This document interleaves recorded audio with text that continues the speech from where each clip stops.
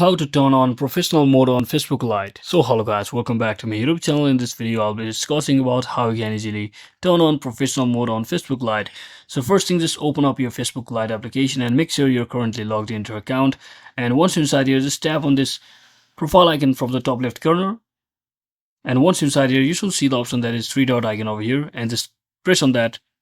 And as you can see, there is the option that is turn on professional mode, so simply tap on that. So when you turn on the professional mode, you can basically grow your audience, see more insights into your profile.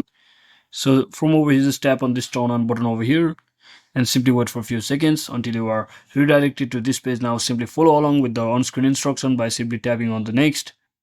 So you can just basically choose your default audience. So I suggest you to keep it on public, because that way you will be engaging with a lot of people from your page or from your profile, and you will be also be eligible to get stars or subscriptions, due to which you might be able to or eligible to earn money on Facebook, although there are certain criteria to reach that. So simply click on next for now and simply unlock the professional mode.